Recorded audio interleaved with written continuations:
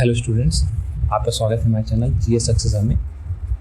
तो हम अपना नया टॉपिक स्टार्ट करने जा रहे हैं जिसका नाम है ग्राम पंचायत अधिकारी। तो इसमें हम पढ़ेंगे विलेज पंचायत के बारे में। जैसे कि आप सबने UPSSC पेट 2022 का एग्ज़ाम दिया है, क्वालिफाई भी किया है, साथ में वीडियो का फॉर्म भी भरा था, VPO का फॉर्म भी भरा था, लेकिन अभी तक एग्ज़ाम नहीं कंडक्ट कराया गया क्योंकि इलेक्शन अभी ख़त्म होने वाले हैं। 1 तारीख को ख़त्म हो जाएंगे, अभी 20 तारीख को है, फिर 1 तारीख को पूरी तरह ख़त्म हो जाएगा, फिर जितने भी पेंडिंग एग्ज़ाम्स हैं सब कंडक्ट कराए जाएंगे। इसीलिए हमारा तो ये कहना है कि आप अपनी तैयारी चालू रखें, रोके ना। जैसे एग्ज़ाम आए तैयारी एकदम सुचारू रूप से हो जाए और आपका सिलेक्शन पक्का हो जाए। तो इसमें हम विलेज पंचायत में हम सिर्फ यूपी के रिस्पेक्ट में पढ़ेंगे, यानी पंचायत समिति अधिनियम 1947 यानी इंडियन गवर्नमेंट एक्ट, जो इंडियन गवर्नमेंट एक्ट 1947 के अंतर्गत जो पंचायत के रिलेटेड टॉपिक्स हैं उन्हीं को कवर करेंगे, क्योंकि यही एग्ज़ाम में भी आने वाले हैं। ज़्यादातर जितने भी हैं, अभी तो ऐसे भी सिलेबस किसी को क्लियर नहीं है, इतना दिन हो गया, फिर भी लोग अपनी तरफ से जो भी अलग अलग मार्केट में चीज़ें अवेलेबल है उसी के अकॉर्डिंग पढ़ा रहे हैं। तो हम लोग सिर्फ इसी अधिनियम को कवर करेंगे 1947, जो कि हमको लोकल सेल्फ गवर्नमेंट या फिर विलेज पंचायत के बारे में बताता है। तो अपना टॉपिक स्टार्ट करते हैं। इसमें हम हिस्ट्री ऑफ विलेज पंचायत या फिर पंचायत समिति के बारे में पढ़ेंगे। तो पहले हिस्ट्री से स्टार्ट करते हैं। आता है पहला लोकल सेल्फ गवर्नमेंट। पहले इसकी मीनिंग समझ लेते हैं, फिर इसके बाद इसके इतिहास में जाएंगे। लोकल सेल्फ गवर्नमेंट का मतलब होता है स्थानीय स्वशासन, यानी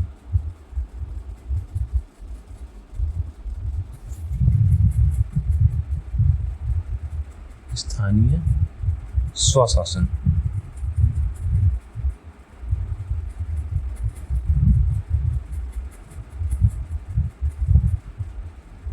यानी जो चीज़ें नियम उन्हीं लोकल पीपल के द्वारा बनाई जाए और पालन की जाए उसको बोलते हैं स्थानीय स्वशासन।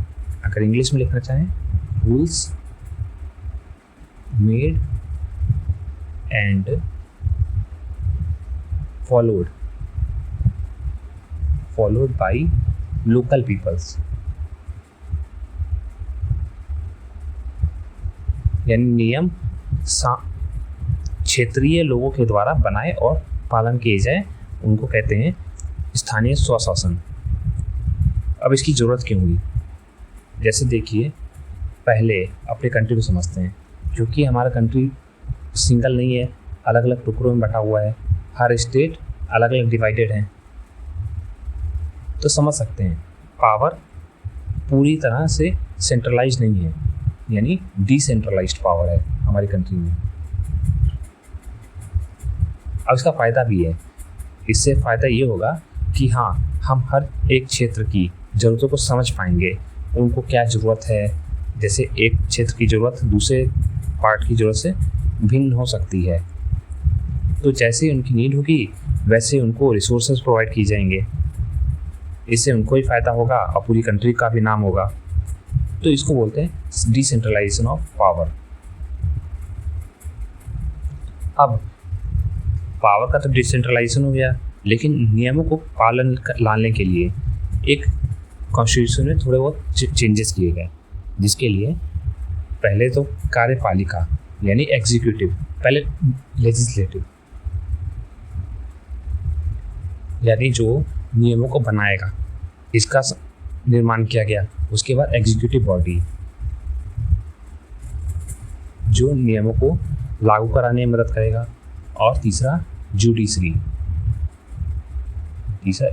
बॉडी जो लॉ को बनाएगा कि नियम जो बनाए गए हैं वो पालन किए जा रहे हैं कि नहीं। जैसे कि इसमें आ जाता है हाई कोर्ट और सुप्रीम कोर्ट। तो ये बॉडी हो गए 3 जो हमारे नियमों को सुचारू से चालू रखेंगे, ताकि जो पावर बटा हुआ है या फिर मिला है वो मिसबिहेव या फिर दुरुपयोग में ना ला जा सके। ये तीनों चीज़ें हमें हमारे संविधान यानी कॉन्स्टिट्यूशन में मेंशन है। और ये कहाँ से लिए गए हैं? फ्रांसीय क्रांति पढ़ा होगा, वहाँ से लिए गए हैं। तो ये था बेसिक स्टार्टिंग पॉइंट। अब चलते हैं हम हिस्ट्री पे। तो historical background of local self government यानी स्थानीय स्वशासन, इतिहास में अगर पढ़ें तो वेदों में हमको पता चलता है कि हाँ, स्थानीय स्वशासन कैसे लागू होता था। अगर हम बात करें अपने ओल्डेस्ट वेद यानी ऋग्वेद की, तो हम 2 पार्ट में डिवाइड कर सकते हैं, एक प्री वैदिक पीरियड और दूसरा लेटर वैदिक पीरियड। अगर हम प्री वैदिक पीरियड की बात करें तो यहाँ पर स्थानीय स्वशासन या लोकल सेल्फ गवर्नमेंट इस तरह डिस्ट्रीब्यूटेड थे। तो पहला आता था कुल यानी परिवार। कुल से बनता था हमारा ग्राम यानी गांव। और ग्राम का हेड कौन होता था? ग्रामनी।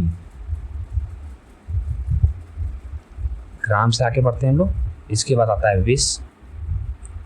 विश का हेड हो जाएगा विस्पति। और इसके बाद आता था जन। जन को कह सकते हैं गोपा, या फिर अभी की भाषा में राजा भी कह सकते हैं, किंग यानी राजा या फिर किंग। आप लोग को दिक्कत तो होनी होगी, हम हिंदी में बात कर रहे हैं और इंग्लिश में लिख रहे हैं, तो दोनों लैंग्वेज में कंफर्टेबल होंगे आप। तो इसी के साथ अगर अच्छा लग रहा हो कंटेंट तो सब्सक्राइब जरूर कर दीजिएगा। चलो आगे चलते हैं। अगर हम ध्यान से देखें तो ये जो जन है ये हो जाएगा हमारा लार्जेस्ट यूनिट। अगर जन हमारा यानी राजा लार्जेस्ट यूनिट है ऑफ गवर्नमेंट यानी सरकार की, अगर ये सबसे बड़ी पद्धति है, तो सबसे छोटी क्या हो जाएगी? परिवार भी तो एक क्षेत्र है ना, जिसमें राजा उसका मुखिया होता है, वो पूरे परिवार को संभालता है। यानी स्मॉलेस्ट यूनिट क्या हो गया? कुल। उसे ना किस कुल के हो, तो यही हो गया। तो बेसिक चीज़ पता चली, कुल जिसका मुखिया होता है उसका अगर कई परिवारों को जोड़ दिया तो उससे ग्राम बनता है, जिसका हेड होता है ग्रामनी। उसके बाद आता है विश, उसका हेड होता है विस्पति, और उसके बाद आता है जन। अब हम राजा का थोड़ा वर्क डिस्कस कर लें। इन सबका वर्क, सबका तो वर्क समझ आया क्या? फैमिली को संभालने का काम मुखिया का होता है, ग्राम को संभालने का काम ग्रामणी का होता है, और विश का संभालने का काम विस्पति का। तो राजा का क्या काम होता है समझते हैं। राजा का काम होता है लोगों को प्रोटेक्ट करना, टू प्रोटेक्ट लोकल पीपल। यानी जो भी लोग हैं उनकी रक्षा करना, बस यही लिमिटेड इनका वर्क है। यानी एक लिमिट के अंदर। बाकी आप कहेंगे रक्षा कैसे करेंगे? सोल्जर की ज़रूरत पड़ेगी। सोल्जर कहाँ से आते हैं? सोल्जर वही विलेजर्स, जो विलेजर्स होते हैं वही राजा की मदद करते हैं कि हाँ, सैनिक बनकर वही हम आपस में एक दूसरे की रक्षा करते हैं। और एक चीज़ और, यहाँ पे राजा टैक्स नहीं कलेक्ट करता। तो पैसे कहाँ से आते हैं? मनी कहाँ से आता है? अगर ये पूछें, मनी आता है लोग स्वतः ही राजा को उपहार के रूप में राजा को दे देते हैं, जिसको पहले बुलाया था बलि, यानी बलि प्रथा। यानी राजा को उपहार दिया जाता था कि हाँ, उनके कार्य से हम खुश हैं, वो अच्छा कार्य कर रहे हैं। और यहाँ पे इलेक्शन भी होता था कि राजा अगर अच्छा काम नहीं कर रहा है तो उसको चेंज कर दिया जाता था, नया राजा बनाया जाता था। ये तो बाद में हुआ ना, लेटर वैदिक पीरियड में, कि हाँ, राजा आपको हथियार लेकर घूमता है, उसके पास सैन्य शक्ति है, वही इलेक्शन में जीतता है, उसी का बेटा राजा बनता है। लेकिन वो पहले नहीं था। प्री वैदिक पीरियड में उसको चुना जाता था। और कौन चुनते थे? इलाइट पीपल, यानी शिक्षित लोग, यानी प्रीस्ट हो गया या फिर टीचर हो गया, ये सब चुनते थे राजा को कि हाँ, उसके गुण के हिसाब से कि ये राजा बनने के लायक है कि नहीं है। चलिए आगे चलते हैं। अब कुछ बेसिक टर्म देख लेते हैं, जैसे कि पहला आ जाता है विदत, एक तरह की असेंबली इसको कह सकते हैं, या फिर इंस्टीट्यूशन कह सकते हैं। अगर इंस्टीट्यूशन की बात करें तो ये हमारा ओल्डेस्ट इंस्टीट्यूशन है।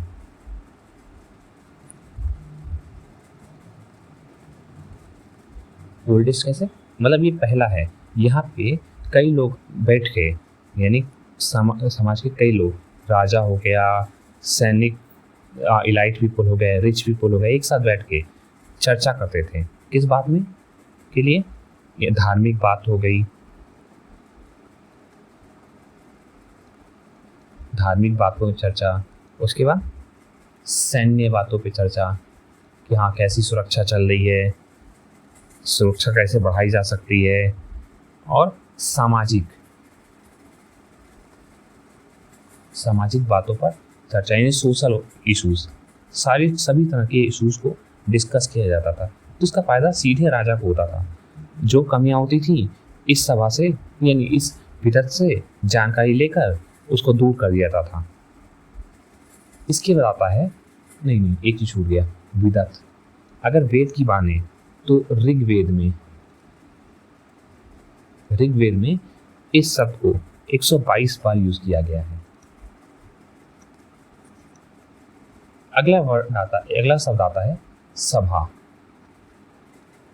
नाम से ही पता चल गया होगा, क्योंकि अभी भी हम एक जगह सुनते हैं इस सभा को। करेंटली अगर बात करें, अभी करेंटली, तो ये शब्द कहाँ सुना है? ये सब सुना है हम लोग ने राज्यसभा।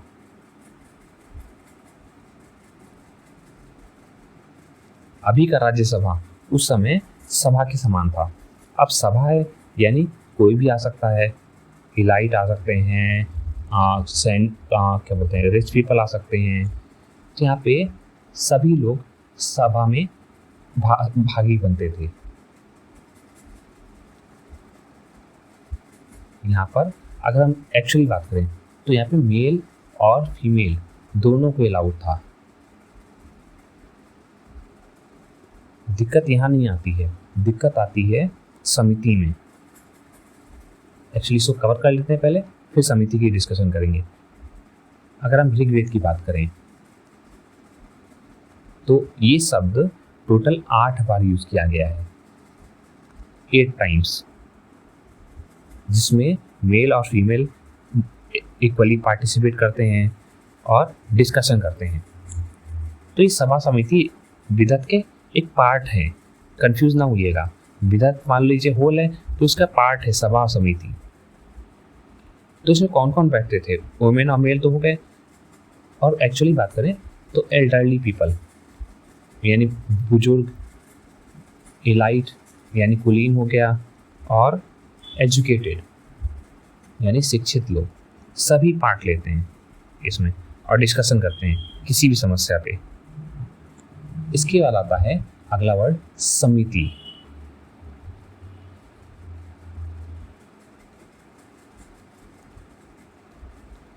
समिति एक तरह से मान सकते हैं लोकसभा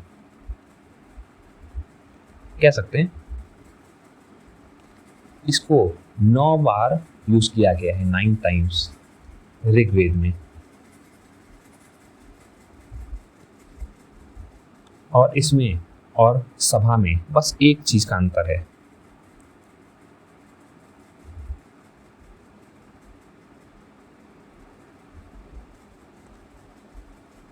क्या कम डिफरेंस है?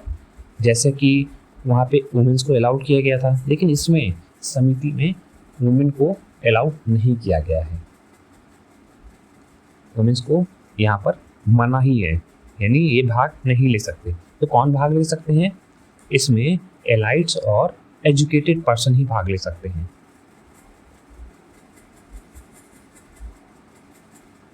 दिक्कत यही आती है बस, मेल्स को लगता है कि वही एजुकेटेड है, वही ताकतवर है, इसीलिए वुमेन्स को नकार दिया गया, यानी इसमें भाग नहीं लेने दिया गया।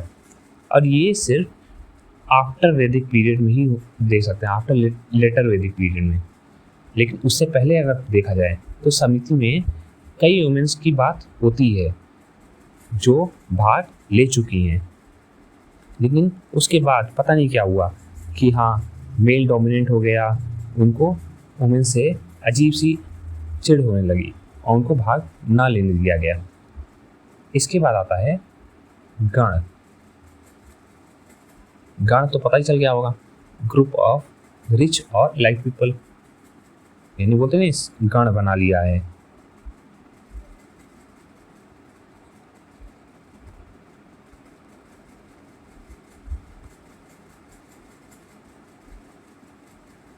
इसके अंत में आता है परिषद। परिषद परिषद होता है ग्रुप ऑफ टीचर, कमांडर या फिर प्रीस्ट, यानी शिक्षक हो सकता है, सलाहकार या फिर पुजारी। होता नहीं है पूजा करने आते हैं एकदम पादरी की तरह, परिषद में बैठे हैं और उसी की ही देखभाल कर रहे हैं। यानी हो गया हमारा टीचर, कमांडर, कमांडर मतलब कि सलाहकार समझ सकते हैं, और प्रीस्ट। अब इनका काम क्या होता है प्रीस्ट इन सब का? ट्रेन करना। किसको? सोल्जर्स को।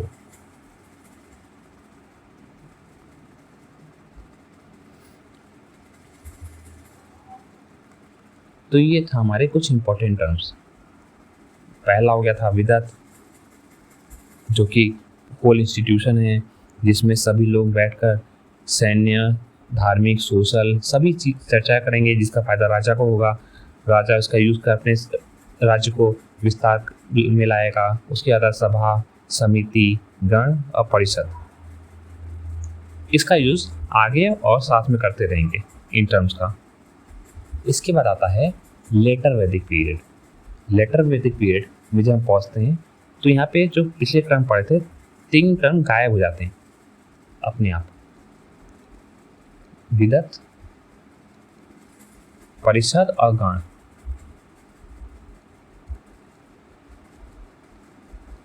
ये टर्म डिमोलिश हो जाते हैं, यानी समाप्त हो जाते हैं।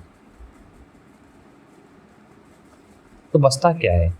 बचता है सभा और समिति। बस अब सभा समिति ही बची रह जाती है। सभा और इस समिति ही बची रह जाती है, और जितना भी पावर है इनके पास, सब इनके पास आ जाता है। नहीं बोल सकते हैं ना अनलिमिटेड पावर हो गया इनके पास,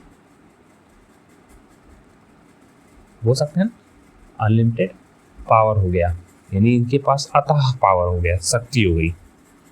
अब जब शक्ति बढ़ गई है तो राजा की भी शक्ति बढ़ जाएगी। जब सबकी शक्ति बढ़ी है ना, पावर बढ़ा, तो राजा की भी पावर बढ़ेगा। तो इसका पावर कितना बढ़ गया वो देखते हैं। राजा के पास पहले तो प्रजा की रक्षा करने का कार्य तो है ही, वो तो रहेगा ही रहेगा, वरना प्रजा की रक्षा ही नहीं करेगा तो राजा किस काम का।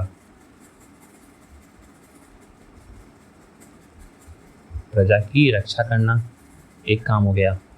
दूसरा, यही लगान वसूलता है। अब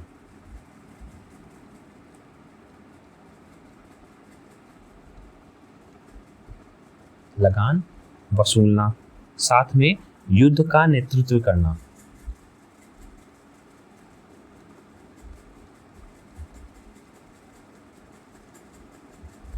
युद्ध का नेतृत्व करना कैसे?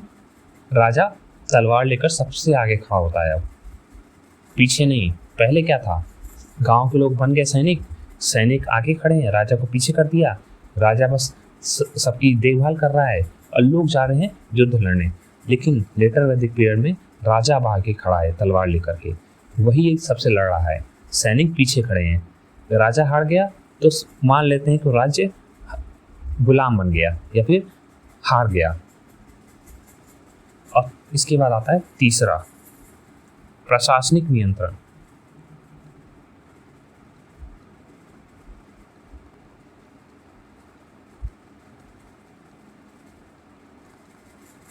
प्रशासनिक नियंत्रण मतलब पहले तो इलाइट पीपल थे, वही देखते थे प्रशासन, मतलब कि क्या दिक्कत है, कहाँ क्या सही कराना है। लेकिन अब नहीं, राजा की सहमति लेनी अनिवार्य हो गई। अब बिना राजा की सहमति के कोई कार्य नहीं होगा। तो जब पावर बढ़ गया, पहले तो इलेक्शन से चुना जाता था राजा, अब नहीं, अब तो तलवार है राजा के पास। कैसे नहीं चुनोगे, चुना तो राजा का बेटा ही जाएगा। अब तो राजा का बेटा ही राजा बनेगा, वरना तलवार चल जाएगी। यही चलता है ना।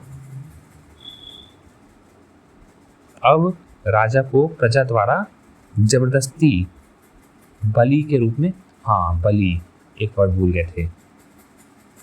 पहले क्या था, पहले तो टैक्स, हाँ बलि पढ़ चुके ना। पहले बलि स्वेच्छा से देते थे, अब जबरदस्ती लेता है राजा। नहीं हमको चाहिए, टैक्स लाके दो, कहीं से भी लाके दो। नहीं उपज हो रही, लेकर आओ कहीं से भी टैक्स। पहले क्या था, लोग के पास बहुत अथाह धन था, तो लोग खुद ही खुद जाते थे, खुशी खुशी ले जाते थे, राजा ले लो क्योंकि आपका कार्य अच्छा है।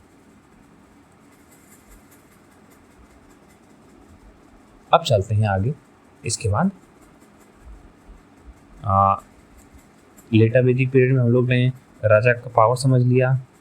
तो अब कैसे लोकल सेल्फ गवर्नमेंट इससे रिलेट कर सकते हैं, मतलब कहाँ इसका मेंशन्ड है, उसको पढ़ लेते हैं। तो अब जैसे अब हम लोग को पढ़ा है कि कहाँ से शुरुआत हुई।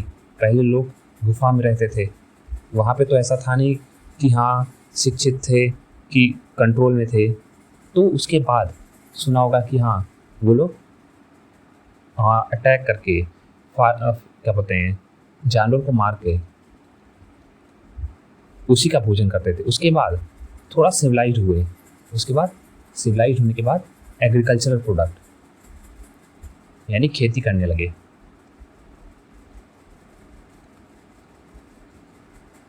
यानी खेती पे निर्भर रहने लगे। अब खेती करने के लिए आप लोग को रिवर के किनारे तो बैठना ही होगा, जितना एरिया होता रिवर के किनारे रहना ही होगा, तभी खेती हो पाएगी क्योंकि पानी की आवश्यकता होगी। तो धीरे धीरे ये सोसाइटी की तरफ मूव कर रहे हैं, एक तरह से देखा जाए तो। समय बीतता गया, ये सोसाइटी बड़ी होती गई। अब रिसोर्स कम होने लगा लोगों के लिए, तो इसी सोसाइटी से छोटे छोटे हिस्से बनने लगे जो अलग अलग डायरेक्शन में मूव करने लगे। नहीं, अब हमको अलग निकलना है, ऐसा बोला गया। नए रिसोर्स का खोज करना है। तो इसी कारण से नए नए क्या बोलते हैं, जनपद का निर्माण हुआ, जिसको बाद में कहा गया महाजनपद।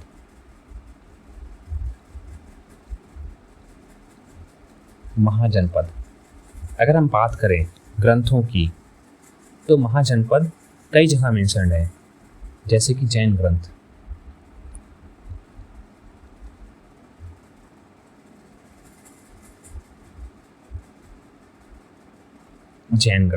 अगर जैन ग्रंथ की बात करें तो भगवती सूत्र,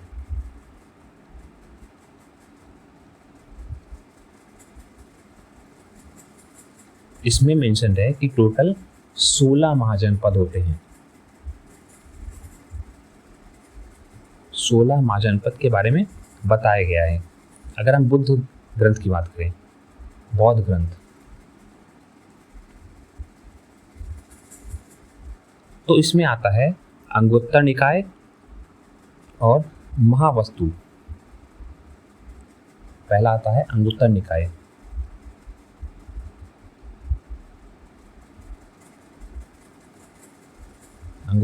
और महावस्तु।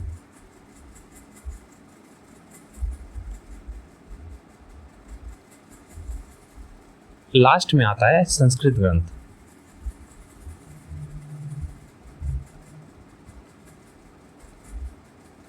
इसमें हम अष्टाध्याय की बात करेंगे। अष्टाध्याय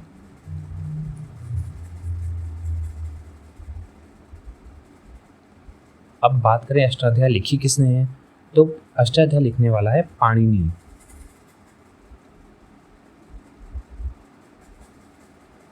अष्टाध्याय पाणिनि द्वारा लिखी गई है, जिसमें उसने टोटल 22 महाजनपद की बात की है।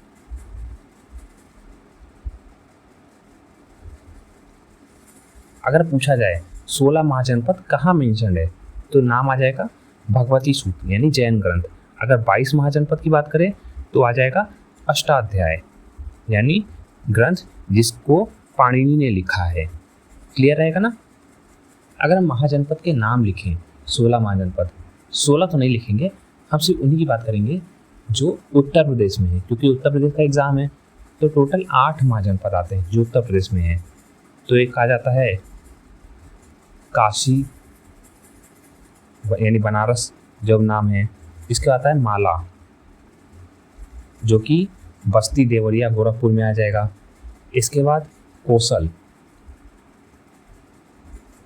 USEL, हाँ ऐसे कोसला बोलते हैं ना, ये फैजाबाद लिख देते हैं नाम इसके। पहले क्या था काशी, ये वाराणसी। अगर वाराणसी का एरिया देखें तो काशी हो जाएगा, माला हमारा बस्ती देवरिया।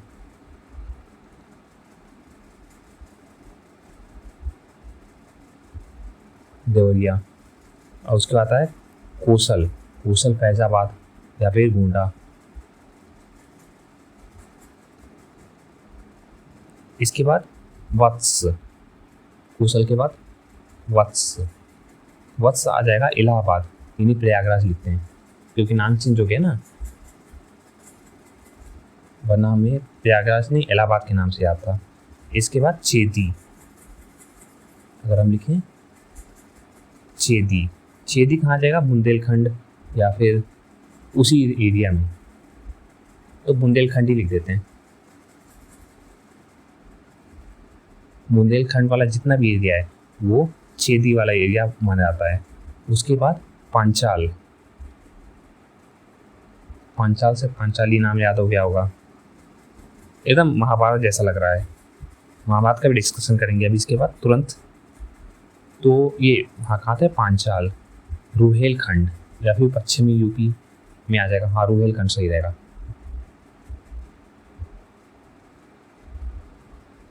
इसके बाद सूरसेन आ जाएगा हमारा ब्रजमंडल या मथुरा सही रहेगा। मथुरा वाला एरिया जितना भी है ये सूरसेन में आ जाएगा। और लास्ट में आता है कुरु कहाँ जाएगा, मेरठ, दक्षिण पूर्व हरियाणा या फिर जो ऊपर वाला हरियाणा इस वाला हिस्सा है, मेरठ लिख लेते हैं। मेरठ वाला एरिया है। तो ये टोटल थे 8, 1 2 3 4 5 6 7 8 हो गए, सही है। तो ये थे उत्तर प्रदेश में जो महाजनपद आते हैं वो। बाकी जो 8 बचते हैं वो हम कमेंट बॉक्स में लिखा है, जो भी जिसको भी आता है बाकी बचे 8 वो कमेंट बॉक्स में लिख सकता है। साथ में डिस्ट्रिक्ट और स्टेट लिखना ना भूलेंगे, हम कमेंट बॉक्स जरूर चेक करेंगे। तो आगे चलते हैं लोग इसी के साथ। तो यहाँ तक पढ़े थे हम महाजनपद, लेकिन एक शब्द आया था महाभारत।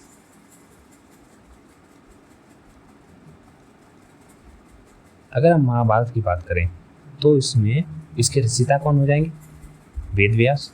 ऑब्वियसली वेद व्यास जी ने महाभारत लिखी है, एकदम श्लोक की तरह है, जिसमें 1 लाख श्लोक आते हैं। 1 लाख श्लोक आते हैं। अगर हम पर्टिकुलर पर्व की बात करें, वैसे तो एक पर्व माना जाता है, अगर पर्टिकुलर पार्ट की बात करें तो 18वां पर्व हमारा शांति पर्व है। 18वां पर्व शांति पर्व है, जिसमें लोकल सेल्फ गवर्नमेंट की बात की गई है। तो बात करें कि हाँ लोकल सेल्फ गवर्नमेंट अगर किसी ग्रंथ में बात की गई तो कौन सा ग्रंथ है, तो बात बता सकते हैं महाभारत। 18वें पर्व यानी शांति पर्व में मेंशन्ड है हमारे लोकल सेल्फ गवर्नमेंट के बारे में। अब बाकी जनपद भी देख रहे हो, नाम ऐसा है कि महाभारत से सब रिलेटेड है, तो बताने में कोई दिक्कत नहीं आएगी।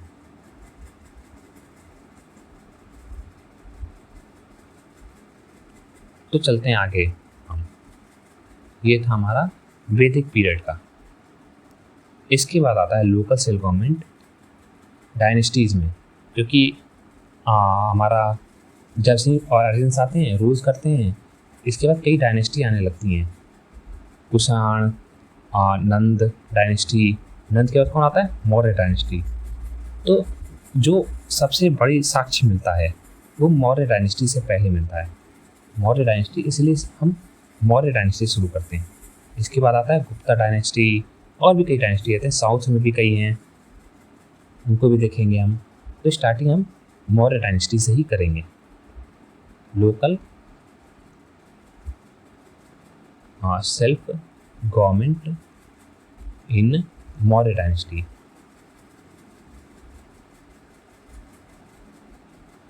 अगर हम मौर्य डायनेस्टी की बात करें तो यहाँ पर सबसे छोटा क्या हो जाएगा यूनिट? गांव। गांव को अगर जोड़ दिया जाए तो क्या बन जाएगा? जिला, या फिर जिला या मंडल। तो अगर हम बात करें पहले क्या हो जाएगा? ग्राम। ग्राम से मिला स्थानिक, कई गांव का समूह। अगर हम कई गांव का समूह बनाएं, लगभग 800 गांव को मिला दें, तो उसको स्थानिक बोलते हैं। स्थानिक यानी 800 गांव। अगर 400 गांव यही होते तो उसको क्या बुलाते? द्रोणामुख। द्रोणामुख। 400 की जगह 200 गांव होते तो उसको क्या बुलाते? खरवाटिक। खारवाटिक। 200 की जगह अगर सिर्फ 10 गांव होते तो उसे क्या बुलाते? संग्रहण। तो ये थे गांव के समूह को क्या बुलाते हैं। तो आगे चलते हैं। स्थानिक हो गया हमारा। स्थानिक के बाद आहार। आहार बोल दो या जिला बोल दो, कुछ भी बोल दो। जिला का हेड क्या हो जाएगा? डीएम हमारा, यानी स्थानिक। डीएम हो जाएगा ना हेड, जिला का हेड डीएम। इसके बाद आता है मंडल। मंडल के बाद क्या आ जाएगा? प्रांत। प्रांत के बाद आ जाएगा केंद्र। केंद्र में कौन हेड होगा? केंद्र में हेड होगा राजा। अब राजा के पास तलवार है तो कहेगा नहीं, और किसी को हम प्रांत में बैठने ही नहीं देंगे, तो यहाँ बैठेगा कुमार या फिर आर्यपुत्र। आर्यपुत्र यानी प्रांत को संभालेगा उसका बेटा।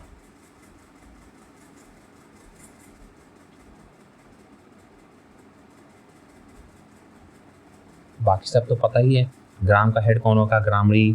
स्थान का स्थानिक यानी जिला स्तर पे। अभी देखें तो जिला स्तर पे डिस्ट्रिक्ट मजिस्ट्रेट होता है हमारा हेड।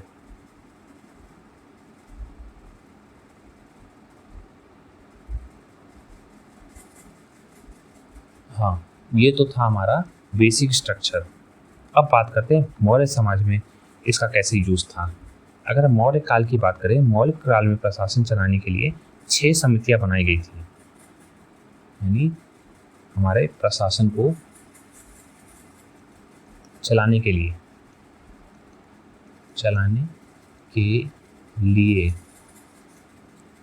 कुल 6 समितियां बनाई गई थी। क्योंकि बाकी सब विधात ये सब तो चले गए हैं, बस सभा समिति बची है। और प्रत्येक समिति में कुल 6 समितियां बनाई गई हैं। प्रत्येक में 5 सदस्य थे।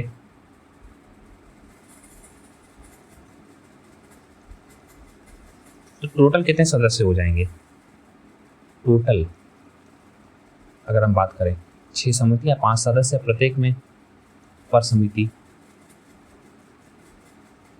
तो टोटल हो जाएगा एक समिति में 5 सदस्य, 6 समिति में 5 × 6 बराबर 30 सदस्य। टोटल 30 सदस्य थे। अगर हम इस क्वेश्चन लिखें कि हाँ किस किताब में यह मेंशन्ड है, यानी ये जो भी क्या बोलते हैं मौर्य समाज में किस किताब में इन चीज़ों को मेंशन किया गया है, पॉलिटिकल इश्यूज को, या फिर अगर क्या बोलते हैं उसको प्रशासनिक कार्यभार को अगर मेंशन किया गया है तो कौन सी ऐसी बुक है, तो क्या लिखेंगे? सब तो यही जाएंगे, चाणक्य की किताब होगी, चाणक्य ने जो लिखी है अर्थशास्त्र। नहीं, वो किताब नहीं है। जो किताब है वो है इंडिका, जो मैकस्थनीज ने लिखी है। Indica by Megasthenes. उसमें मेंशन्ड है ये जो पॉलिटिकल इश्यूज हैं, यानी सारे स्तर, पॉलिटिकल स्तर जो भी होते हैं वो इंडिका में मेंशन्ड है। आगे चलते हैं, क्या मेंशन्ड है। अगर हम ये पढ़ना चाहें इंडिका में तो यहाँ पे नगर प्रशासन अधिकारी के बारे में मेंशन्ड है। कौन होगा? यानी म्युनिसिपल एडमिनिस्ट्रेटिव ऑफिसर।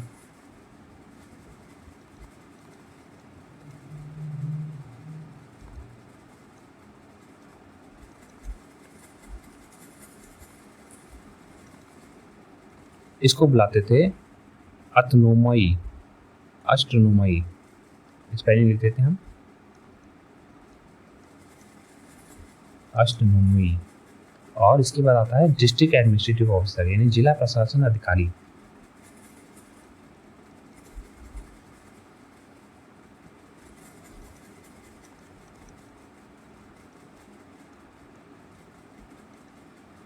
इसको क्या बोलता है? एग्रोनोमोई, एग्रोनोमोई, यानी इनके नाम थे।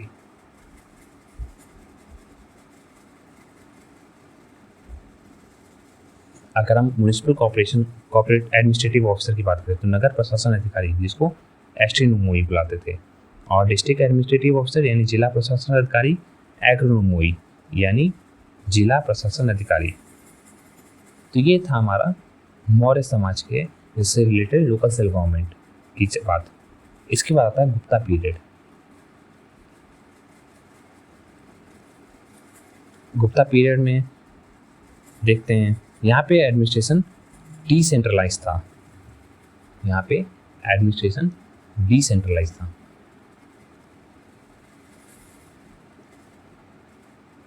अनलाइक अगर हम कंपेयर करें मौर्य पीरियड से, यहाँ पे डिसेंट्रलाइजेशन ऑफ पावर, जैसे बोलते हैं ना डिसेंट्रलाइजेशन पावर, यहाँ पे डिसेंट्रलाइज था। तो बेसिक स्टार्ट करते हैं, स्ट्रक्चर कैसा था। पहला आ जाएगा गांव, उसके बाद पेट यानी ग्राम की बड़ी इकाई, गांव से बड़ा हो गया। इसके बाद आ जाता है विधि, विधि हो जाएगा तहसील, बोल सकते हैं विधि को कि हाँ तहसील है। उसके बाद विषय, इसको जिला बोल सकते हैं, लिख भी देते हैं तहसील, और विषय हो जाएगा जिला यानी डिस्ट्रिक्ट। विषय के बाद आता है भुक्ति यानी प्रांत। इसके बाद आता है केट, ये हो जाएगा देश हमारा। तो अगर हम विषय की बात करें, विषय का हेड हो जाएगा विषयपति यानी मिनिस्टर कह सकते हैं ना, जिला का हेड मिनिस्टर, जिसको लॉ ऑर्डर को मेंटेन करना है, यानी डीएम बोल सकते हैं एक तरह से। विषयपति कहाँ गया? हाँ जिला, विषयपति।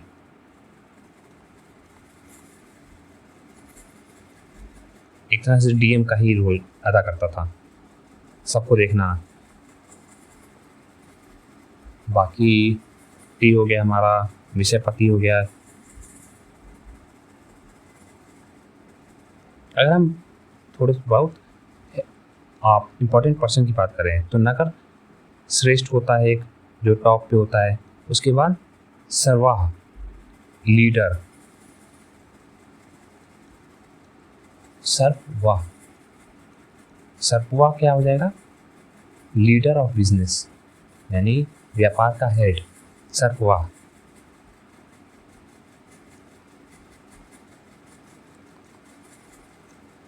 इसके बाद आता है प्रथम कायस्थ।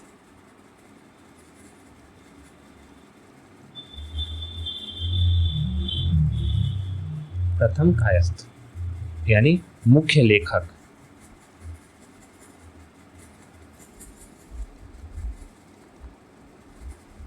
और इसके बाद आता है प्रथम कुलीन।